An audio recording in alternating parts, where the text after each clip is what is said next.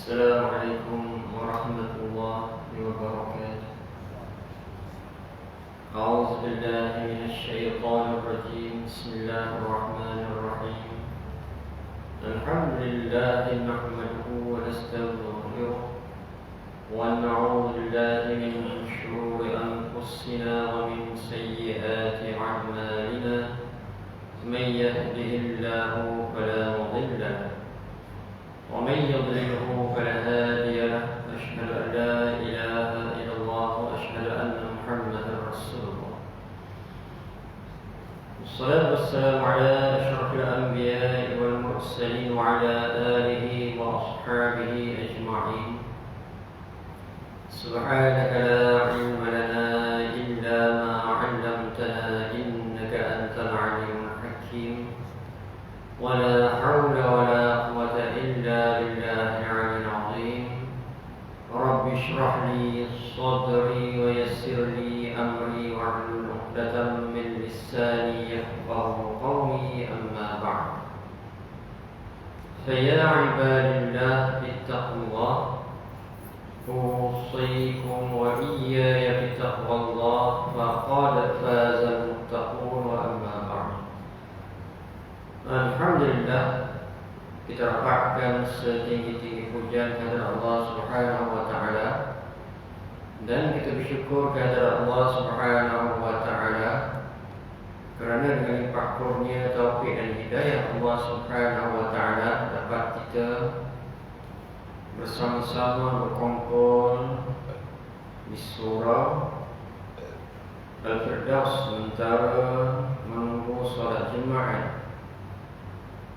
Dan sebab itu, marilah sama-sama kita mengisi ruang atau masa yang ada ini mendengar tazkirah.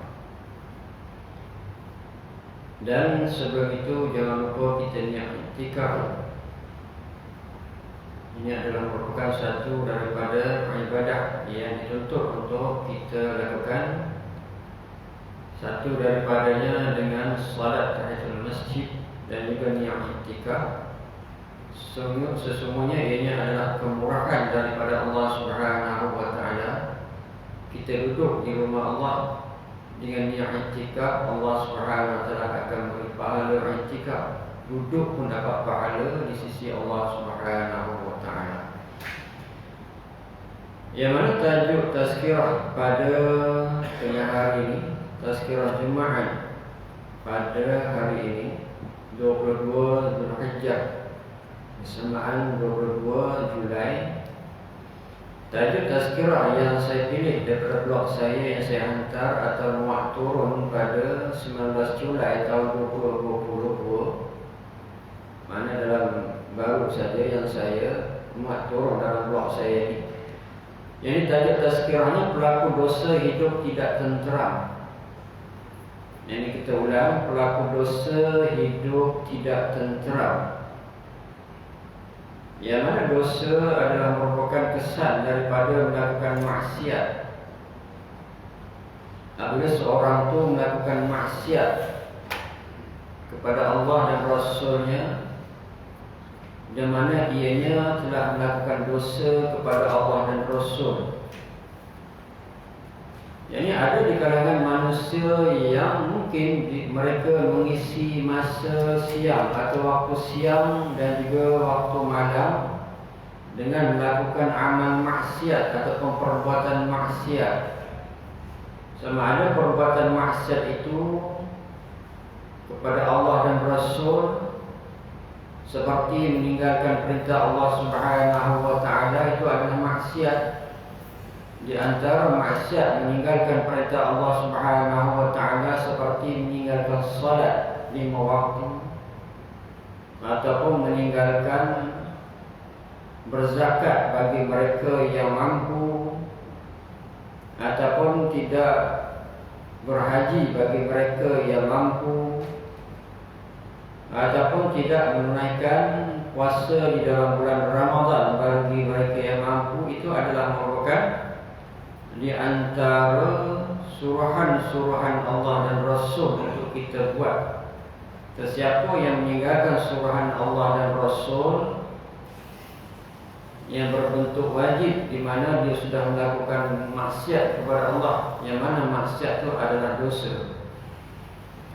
Dan juga di antara juga ada maksiat-maksiat yang berupa dosa seperti melanggar larangan Allah dan Rasul, seperti larangan Allah dan Rasul daripada berjudi, seperti larangan Allah dan Rasul seperti berzina, seperti melanggar larangan Allah dan Rasul seperti minum arak dan sebagainya.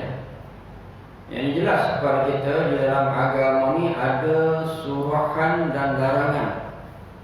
Ada suruhan yang berbentuk wajib dan ada suruhan yang berbentuk sunat. Ada larangan yang berbentuk haram dan ada larangan yang berbentuk makruh. Yang mana sesiapa yang meninggalkan suruhan yang berbentuk wajib, sama ada suruhan daripada Allah dan Rasul, sesungguhnya sudah melakukan maksiat kepada Allah dan Rasul. Sesiapa yang melanggar larangan Allah dan Rasul yang berbentuk haram, bermakna mereka sudah melakukan maksiat, yakni dosa kepada Allah dan Rasul. Dan juga ada larangan-larangan yang berbentuk larangan perbuatan rohani. Di antaranya mengumpat, di antaranya riak, takabur dan sum'ah dan sebagainya, itu berbentuk larangan. Ianya adalah merupakan maksiat secara rohani, perbuatan secara rohani. Dan kesemua itu juga dianggap sebagai maksiat kepada Allah dan Rasul, yang mana Allah dan Rasul melarang seseorang itu memiliki sifat takabur. Allah dan Rasul melarang seorang itu ada sifat riya, yakni menunjuk-menunjuk di dalam melakukan ibadat. Allah dan Rasul melarang seorang itu ada sum'ah di dalam melakukan ibadat. Yang mana kesemua itu adalah larangan dan perbuatan itu dilakukan secara rohani. Ini adalah merupakan maksiat kepada Allah dan Rasul. Dan kesemua itu apabila diperlakukan oleh seseorang, bermakna dia sudah melakukan satu dosa kepada Allah dan Rasul. Yang mana sebelum kita teruskan tentang dosa ini, kita lihat kedudukan dan pengiktirafan Nabi Muhammad SAW sebagai utusan Allah. Yang ini kita sebutkan tadi, perlakuan dosa, perlakuan maksiat berlaku dengan satu daripadanya meninggalkan suruhan Allah dan Rasul, dan juga melanggar suruhan Allah dan Rasul. Hal berkenaan dengan Allah sudah tentu jelas, dia sebagai Tuhan, dia wajib untuk kita turut segala suruhan dan meninggalkan segala larangan, sebab dia Allah sebagai Tuhan. Bagaimana pula sebagai Rasul? Semua Rasul ini adalah utusan Allah di atas muka bumi. Sama ada Nabi Adam AS sampai kepada Nabi Muhammad SAW, utusan Allah yang terakhir, Nabi junjungan membesar Nabi Muhammad SAW sebagai insan yang mulia dan kita kasihi. Yang mana beliau ini Rasulullah SAW adalah merupakan utusan Allah, dan kedudukan dan pengiktirafan Allah Subhanahu Wa Taala kepada Nabi Muhammad SAW disebut oleh Allah Subhanahu Wa Taala di antaranya dalam surah Al-Hasyr ayat 7. Allah Subhanahu Wa Taala menyebut, "Wa ma ataakumur rasulu fakhudhuhu wa ma nahakum anhu fantahu. Wattaqullaha innallaha syadidul 'iqab." Yang bermaksud, apa yang diberikan Rasul kepadamu maka terimalah, dan apa yang dilarang yang bagimu maka tinggalkanlah, dan bertakwalah kepada Allah, sesungguhnya Allah amat keras hukumannya. Al-Hasyr ayat 7. Ini jelas kepada kita di antara ayat-ayat yang Allah Subhanahu Wa Taala menegaskan tentang kedudukan pengiktirafan Rasul itu sebagai pesuruh Allah yang wajib untuk kita ikuti. Apa yang disuruh dan wajib untuk kita tinggalkan apa yang dilarang oleh Rasulullah SAW. Yani Rasul ini sebagai utusan Allah, wakil Allah di atas bumi yang Allah Ta'ala datangkan untuk menjelaskan kepada manusia tentang kehendak Allah yang hendak kita turuti. Dan di antara apa yang disabdakan oleh Rasulullah SAW tentang bagaimana kedudukan beliau sebagai Rasul, sebuah hadis yang diriwayatkan oleh Imam Ahmad, hadis nombor 8310, An Abi Hurairah qala Rasulullah sallallahu alaihi wasallam ma nahaitukum anhu fantahu wa ma amartukum bihi fakhudhu minhu mastata'tum. Yang bermaksud hadis ini hadis yang diriwayatkan oleh Abu Hurairah, dan hadis ini direkodkan oleh Imam Ahmad dalam musnadnya. Yang bermaksud Abu Hurairah radhiyallahu anhu berkata bahawa Rasulullah sallallahu alaihi wasallam bersabda yang bermaksud, apa-apa yang aku larang maka jauhilah, dan apa-apa yang aku perintahkan maka laksanakanlah semampu kalian. Mana jelas dalam hadis ini kedudukan Rasulullah sallallahu alaihi wasallam sebagai utusan Allah. Apa yang Nabi larang wajib untuk kita jauhi, dan apa yang Nabi perintah naklah kita lakukan dengan semampu yang kita mampu buat. Mana sebagaimana yang kita pahami sunnah Rasulullah SAW ada 3 bentuk. Satu, apa yang Nabi sebut, apa yang Nabi cakapkan, ataupun sunnah qauliyah, itu adalah sunnah. Dan apa yang Nabi buat, sunnah fi'liyah, niat sunnah perbuatan. Dan apa yang Nabi benarkan, dia panggil sebagai sunnah taqririyah. Ada 3 bentuk sunnah yang bermakna apa yang didatangkan oleh Rasul itu, yang pertama apa yang Nabi sebut, yang kedua apa yang Nabi buat, yang ketiga apa yang Nabi benarkan ataupun diamkan apa yang dilakukan oleh para sahabat. Itu adalah merupakan sunnah ataupun hadis Rasulullah SAW. Sebagaimana Rasulullah SAW menyebut secara umum di sini, ma nahaitukum anhu fantahu wa ma amartukum bihi fakhudhu minhu mastata'tum. Apa yang aku larang maka jauhilah, dan apa-apa yang aku perintahkan maka laksanakanlah semampu kalian. Ini adalah merupakan apa yang disebutkan ataupun apa yang nak kita faham kedudukan dan juga pengiktirafan Rasulullah SAW selaku sebagai pembawa hukum di sisi Allah Subhanahu wa Ta'ala. Dalam ayat yang lain Allah Subhanahu wa Ta'ala menyebut apa yang Nabi sebut, ini apa yang Nabi kata, yakni perkataan Nabi itu bukan dengan hawa nafsu, tetapi apa yang diwahyukan oleh Allah Subhanahu wa Ta'ala. Wa ma yantiqu 'anil hawa in huwa illa wahyu yuha. Yani apa yang Nabi kata dan apa yang Nabi buat tidak sebagai apa yang daripada nafsu dia. Yani apa yang Nabi kata dan apa yang Nabi buat bukan berdasarkan nafsu Nabi, tapi ini adalah merupakan wahyu yang diwahyukan oleh Allah Subhanahu wa Ta'ala. Dan itulah adalah merupakan pengiktirafan Allah Subhanahu wa Ta'ala kepada Rasulullah sallallahu alaihi wasallam selaku sebagai utusan Allah di atas muka bumi. Balik kepada perbahasan kita ni, pelaku dosa, yang mana sebenarnya apa yang kita lihat bahawa mereka gembira. Ini tajuk kita ni berkenaan dengan pelakuan dosa. Orang yang melakukan dosa hidup dia tidak tenteram. Yang mana kita sebut pada awal perbincangan apakah yang dimaksudkan dosa. Dosa itu adalah merupakan maksiat kepada Allah dan Rasul. Yang mana orang yang melakukan dosa ini di mana sebenarnya mereka tidak gembira walaupun mereka menunjukkan kegembiraan dengan melakukan pesta, dengan mabuk, mengambil bahan-bahan isapan yang haram yang memabukkan, menghilangkan akal. Sebenarnya itu tidak memberi kebahagiaan kepada mereka. Itu adalah merupakan satu tindakan untuk menaburi mereka sebenarnya tidak gembira.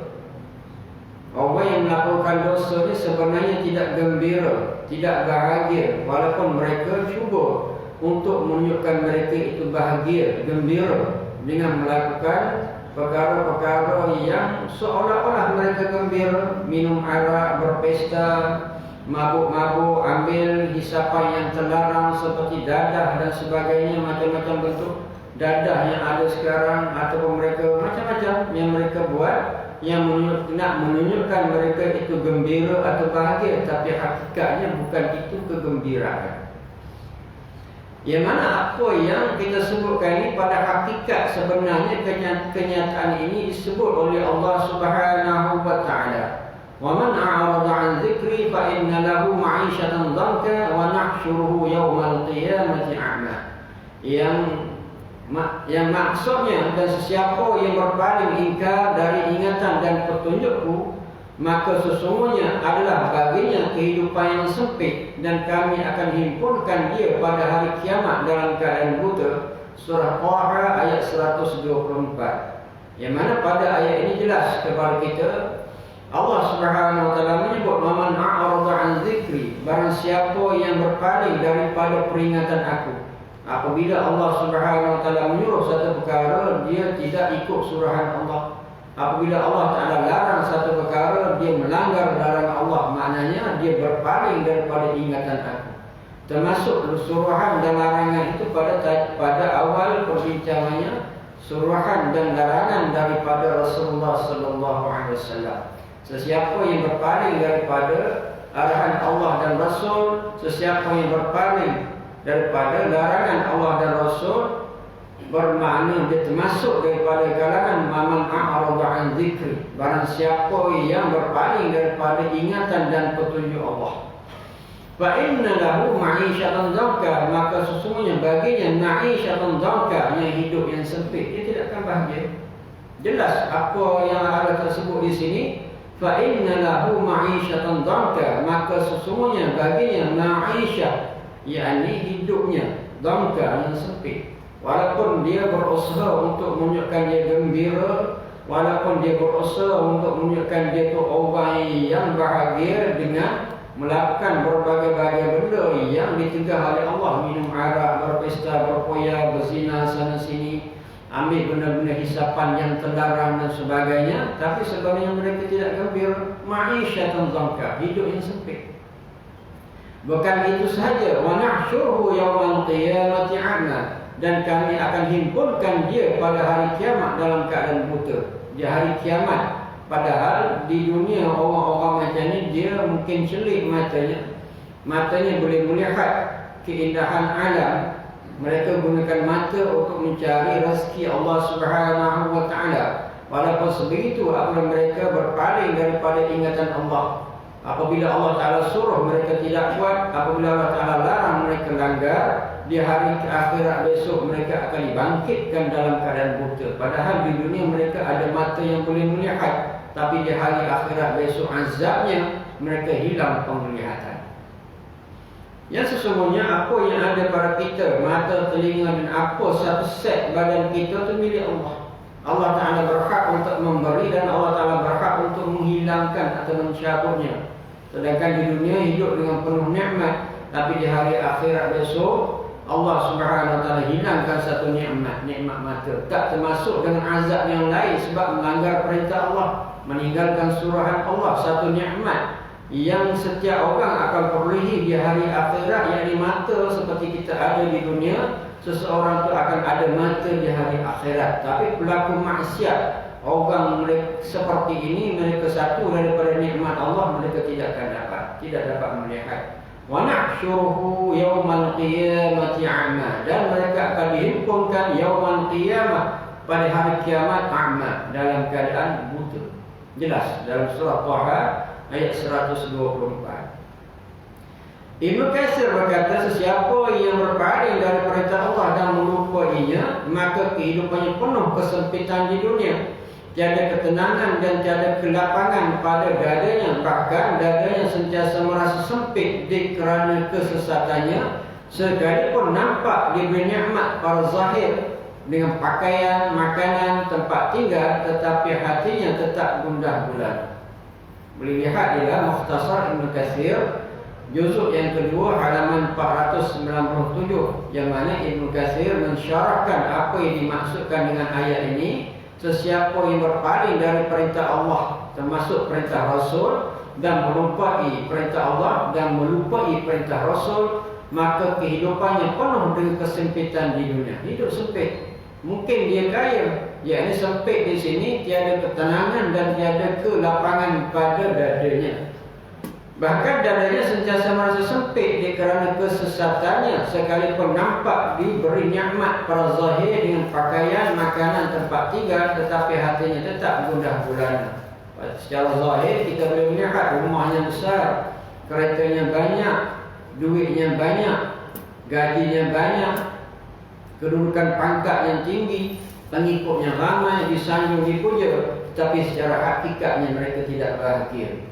Dan perkara ini kita boleh lihat apa yang berlaku di dunia, sama ada pada zaman kita ataupun pada sejarah-sejarah yang lepas. Mereka-mereka yang diberi kemewahan hidup, tapi mereka bunuh diri sebab mereka tidak bahagia. Boleh berlaku. Tuan-tuan boleh lihat apa yang berlaku pada sejarah-sejarah yang lepas, sama ada artis, sama ada penyanyi, pelakon dan sebagainya, ataupun orang yang diberi kerajaan yang besar, tapi oleh mereka melupakan Allah, di mana mereka tidak bahagia akhir daripada hidupnya, walaupun umurnya masih, walaupun dari segi umurnya ataupun dari segi keadaan dia belum tua, tapi mereka membunuh diri. Sebab apa? Mereka tidak bahagia.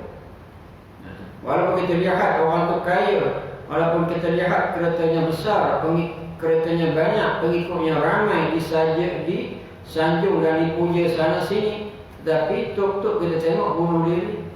Kenapa tidak bahagia? Allah Ta'ala sebut jelas dalam ayat ini, فَإِنَّ لَهُ مَعِيشَةً ضَنْكَ, maka sesungguhnya baginya ma'ishatan dhanka, yakni hidup yang sempit.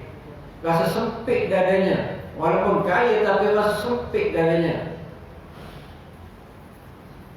Kenyataan ini juga merujuk kepada hadis yang diriwayatkan daripada Nawas bin Sam'an radhiyallahu anhu, bahawa Nabi sallallahu alaihi wasallam bersabda, "Al-birru husnul khalqi wal ismu ma halaka fi sadrika wa qarihta an yattala'a 'alaihi an-nas."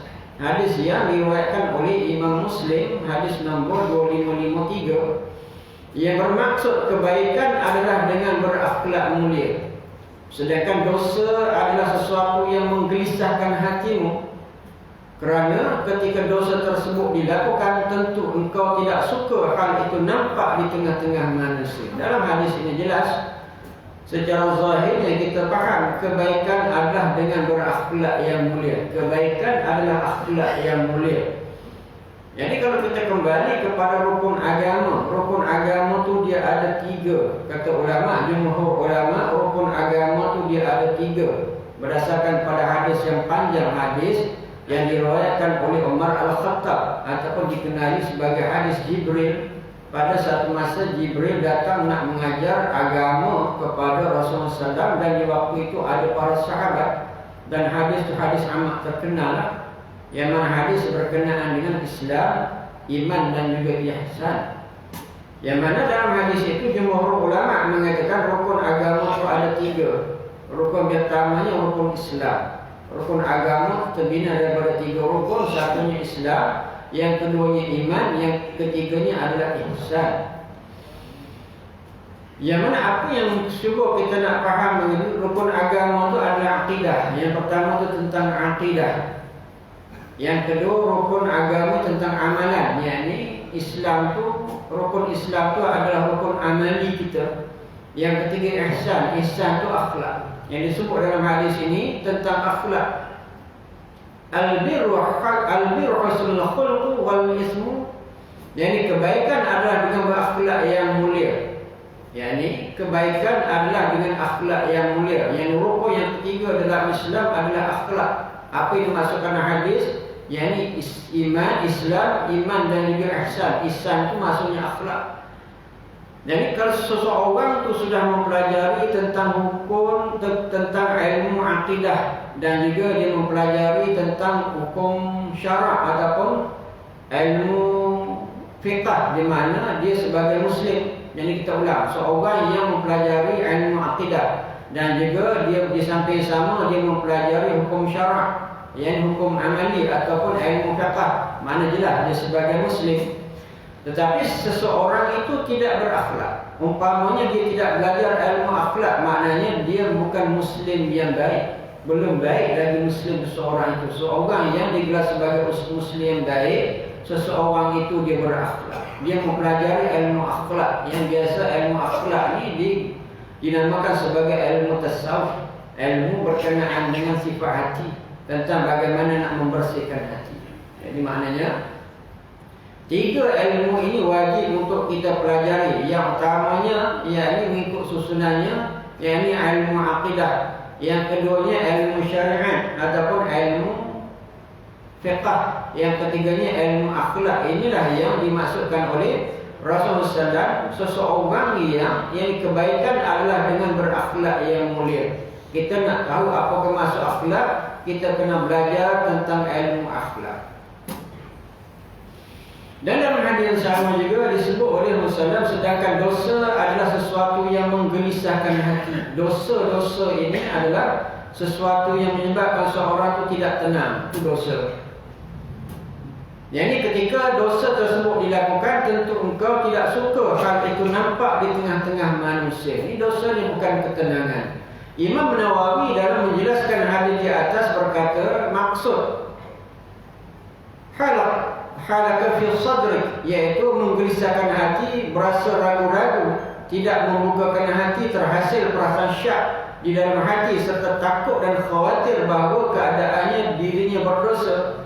Melihat Syarah Nawawi ala Sahih Muslim juzuk yang ke-8 halaman 343. Yang jelas kata Imam Nawawi, apa yang disebut dalam hadis ini haka fi sadrika, iaitu menggelisahkan hati, maknanya jadi ragu-ragu, tidak membukakan ketenangan hati, merasa syak dalam hati dan takut kita ni dosa yang kita buat diketahui oleh orang lain, jadi tidak tenang.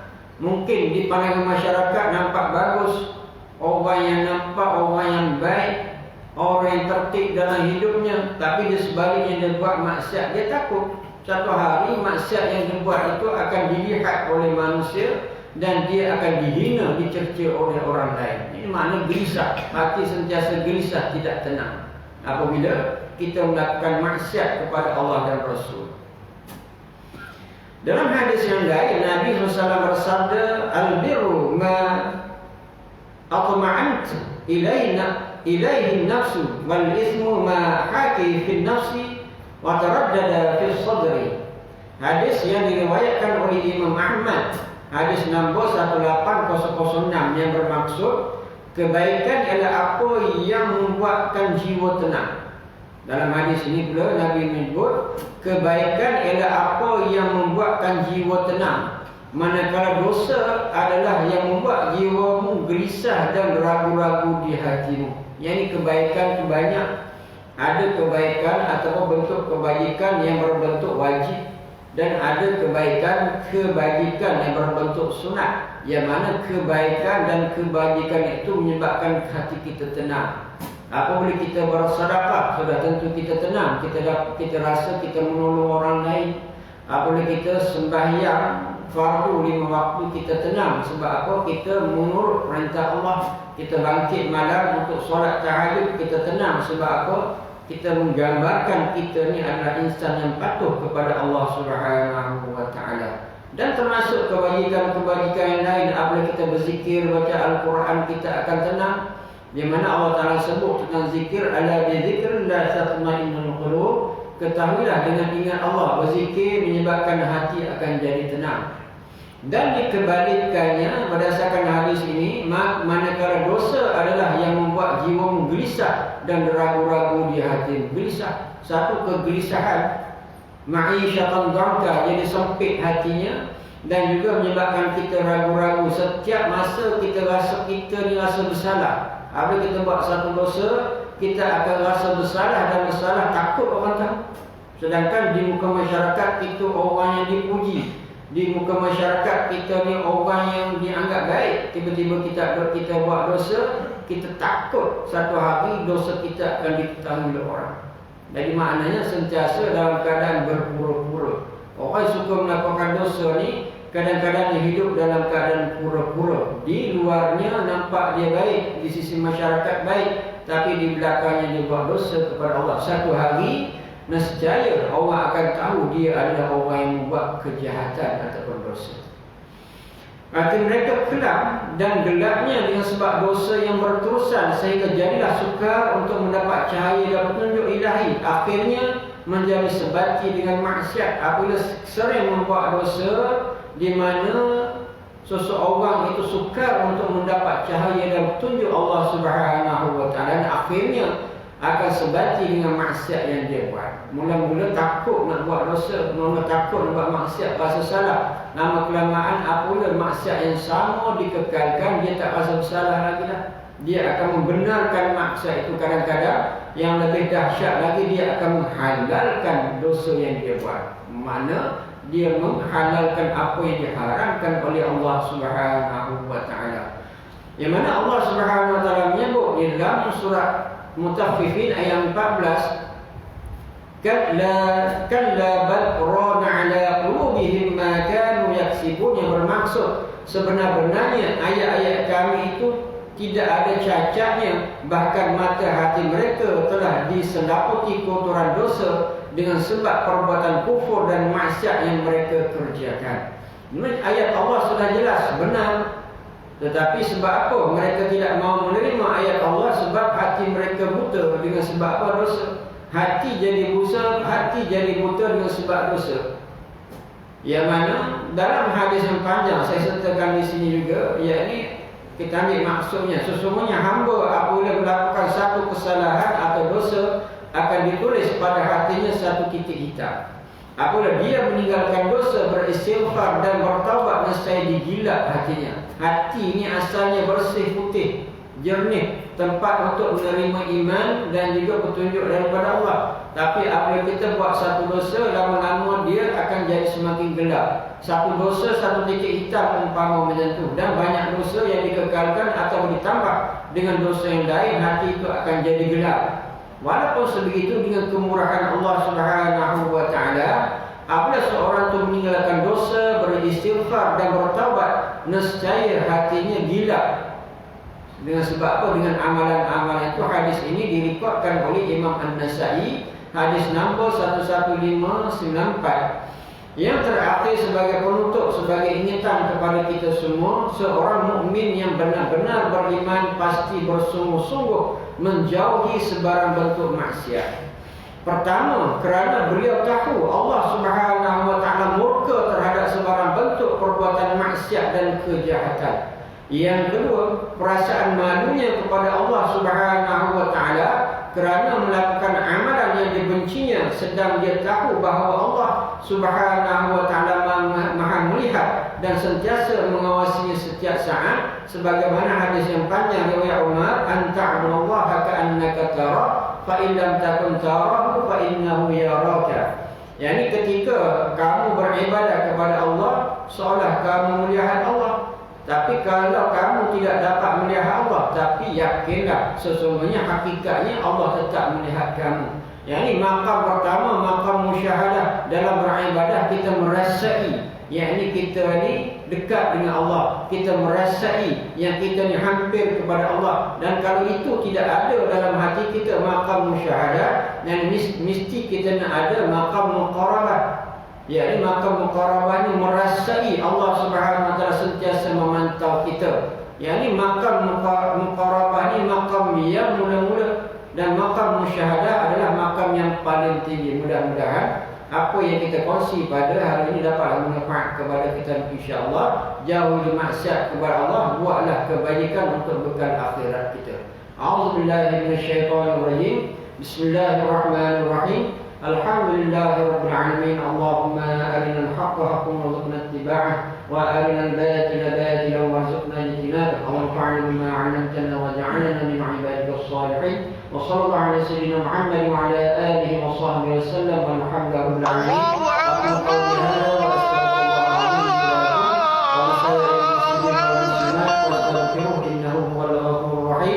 Assalamualaikum warahmatullahi wabarakatuh.